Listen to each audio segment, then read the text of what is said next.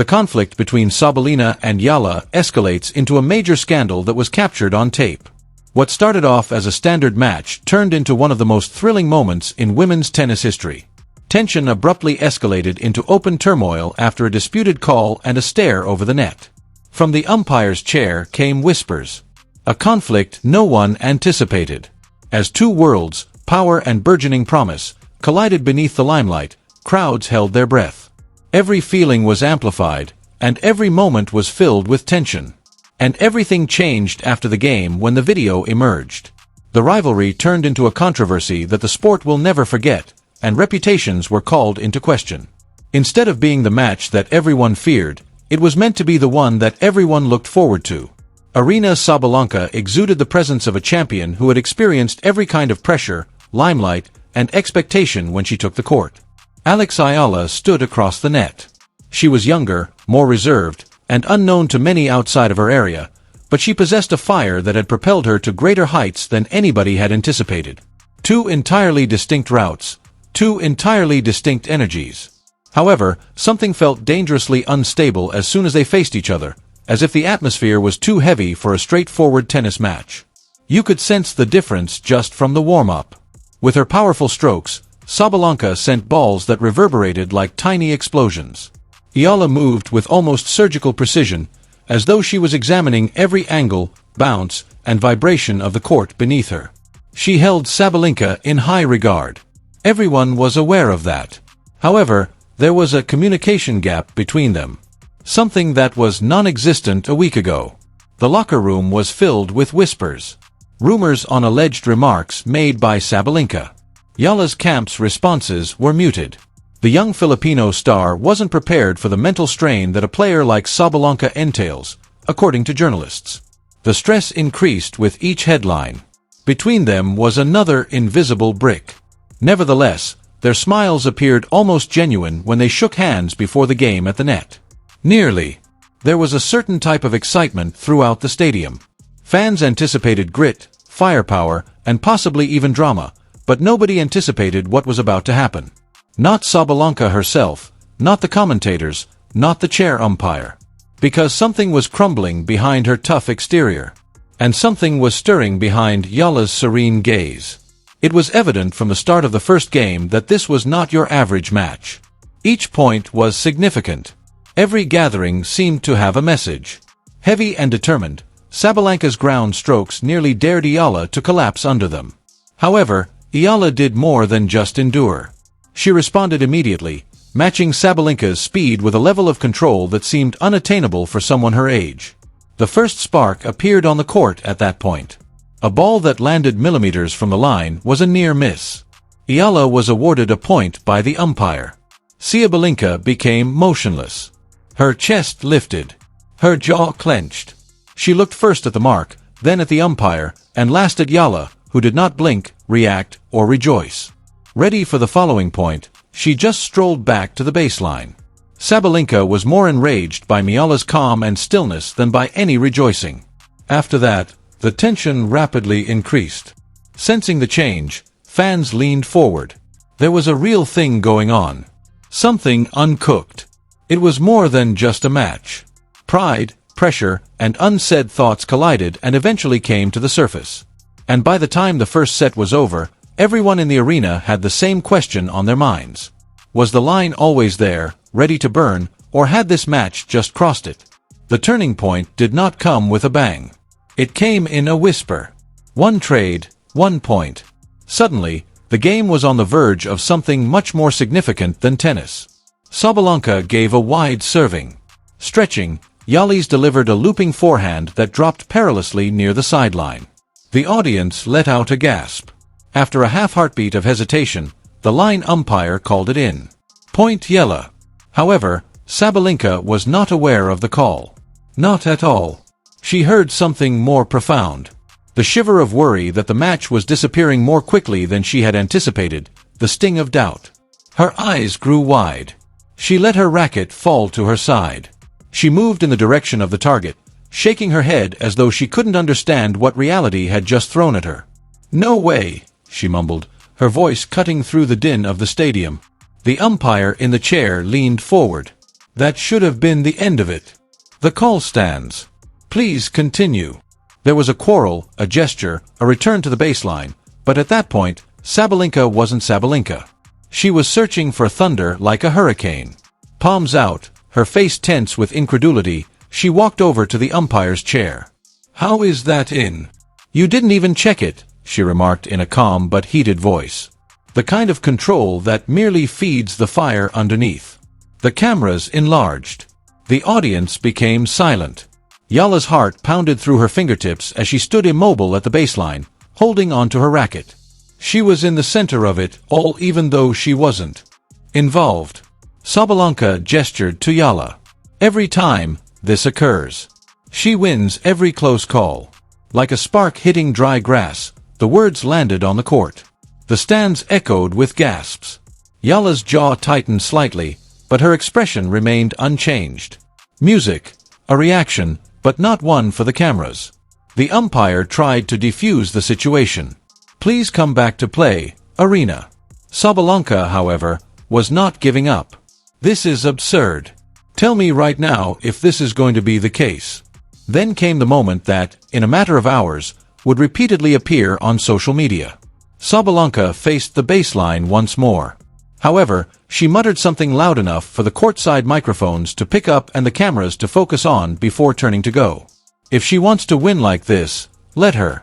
Yala jerked her head up. The audience responded right away. That was the actual start. Because everyone who was watching heard those 8 words, calm, sharp, and delivered like a sentence. Music, Yala's composure was broken by emotion for the first time during the match. Nor fear, nor rage. Something sharp, something in between, something she was no longer able to swallow. She was only a few steps away from Sabalenka as she made her way to the net. Her voice was quiet but calm as she asked, "You think I need help to beat you?" The stadium burst into flames. Officially, the nature of the match had changed. And nothing at all would be the same after that. The controversy didn't wait for the outcome. It started in real time on the court, overflowing over the lines of professional sportsmanship and landing squarely in the middle of a scandal from which neither player could escape. When the tide turned in Ayala's favor, Sabalenka's annoyance turned into something more intense and erratic, which the cameras captured from every angle. It began with a miss, a standard backhand that Sabalenka typically crushed without giving it any thought. However, her timing was off this time. After clipping the net, the ball returned to her side. After a brief moment of freezing, she used a single swing to destroy her racket. Like a gunshot, the crack reverberated across the arena. The umpire winced. The audience gasped. Ayala tried not to reveal how terrified she was as she looked down. With the aggressiveness of someone struggling with her own feelings, Sabalenka stomped to her bench and grabbed a new racket. However, something else was captured by the cameras. Something that would make headlines even before the game was over. The microphone caught it up as she scowled across the net and murmured, "This is a joke. They're gifting her everything." It was heard by the commentators. The stadium responded with a mixture of amazement, rage, and disbelief in a matter of seconds. She didn't respond, Ayala. Everyone could see her hands shaking when she took a sip of water, even if it wasn't visible. Not pressure, panic, adrenaline, and a storm all at once. The suspense permeated everything as play commenced. Every call turned into a battleground. Sabalenka once laughed sarcastically when Ayala received another close call. "Oh wow, another miracle for her," she exclaimed as she turned to face the umpire. The audience jeered, "Keep going." "Why not?" Sabalenka gestured to them. With her shoulders taut and her eyes down, Ayala approached the baseline and said, "Yeah, go ahead. Boo like you know anything." The stadium erupted when, in an unexpected moment, she looked up and urged Sabalenka, "Stop blaming everyone else." It was like fuel hitting an open flame in that one statement. With amazement and disbelief mixed together, Sabalenka moved forward and fixed her gaze on Ayala. "You don't talk to me like that," she yelled. But this time, Ayala refused to back down. The umpire called them both to refocus right away, saying, "I'm just here to play. If you have a problem, deal with it." However, the harm had already been done. The threshold had been crossed by the match. Points and sets were no longer relevant. This has to do with identification, pride, and ego. The emotional repercussions was finished by the last changeover. Sabalenka sat with her racket in her hands as if it were her anchor. Ayala tried to ignore the sounds by sitting with her eyes closed and taking deep breaths. "The match has become personal," the pundits muttered. The audience felt history, messy, dramatic, and unforgettable history, taking place in front of them. Because everyone who was watching realized something at that precise time. They didn't anticipate this rivalry. They would never forget this scandal. The world finally stopped long enough to pose the question that lurked beneath every rally, every look, and every whispered remark, even if the match was raging with emotion. This was the true turning point. What was true in this case? Because scandals don't just happen. They arise from the collision of people's beliefs, perceptions, and perceptions of what they have seen. Both Sabalenka and Ayala were carrying more than the burden of a tennis match when they started the next game. They were carrying stories that were discussed endlessly online, yelled from the fans, and whispered in locker rooms. And now, in real time, the reality about who they really were was emerging beneath the limelight. Ayala, who had always been the reserved, respectful person who dropped her head after both victories and defeats, was now thrust into a role she had never requested, that of the fighter. Not against Sabalenka's authority, but rather against Sabalenka's statements and claims that her success was due to favoritism, luck, and umpire gifts. It wasn't merely false. I had struggled for everything in silence for years, so it stung worse than anyone could have imagined. Conversely, Sabalenka, who was often bold and unwavering, was collapsing due to something she didn't want to acknowledge. Unease. Fear of losing control, not fear of losing the game. Fear of seeing someone younger, more composed, and surprisingly unaffected by the mayhem Sabalenka herself had caused take center stage. Fear of being taken over. At this point, the truth started to come to light. She hesitated for a second when I offered to serve. To breathe, not to stall, not to provoke. To put herself in the center. Then she did what no one had anticipated. Throughout her career, she played the cleanest, sharpest game.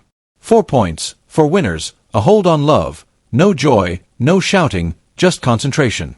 Sabalenka did not argue, complain, or react for the first time during the entire match. She simply gazed at the floor while applying little pressure to her forehead with the racket's handle, as though she required it to prevent a complete crack. First of all, Io wasn't winning by chance. Because she earned it, she was succeeding. Second, Sabalenka wasn't upset with Ayala. She was upset with herself. The stadium was aware of it. It was caught by the cameras. No words could express it as clearly as the stillness. Sabalenka eventually let out a lengthy, trembling breath when she got back to the baseline, displaying more sensitivity than she had throughout the season. Ayala witnessed it. For the first time, she perceived Sabalenka as a person crumbling beneath her own expectations rather than as a force or a threat. Then an unforeseen event occurred. Sabalenka whispered in between points, just loud enough for Ayala to hear. "I didn't intend for it to get this far." Ayala remained silent. She was not required to. Between them, the truth was becoming apparent. Painful, raw, and indisputable. Because the animosity subsided, the scandal stopped, and both players' humanity finally came to light at that very moment. Favoritism was not the issue here. It has nothing to do with luck. This had nothing to do with hostility. One player was being broken by pressure, and another was being forged. The match between Sabalenka and Ayala came to an end when the final point was played, the last ball hit the line, and the stadium exploded in a mixture of shock and weary relief. However, the consequences, significance, and legacy of what had transpired remained in the air like smoke after a wildfire. The scoreline lost its significance. The globe saw more than simple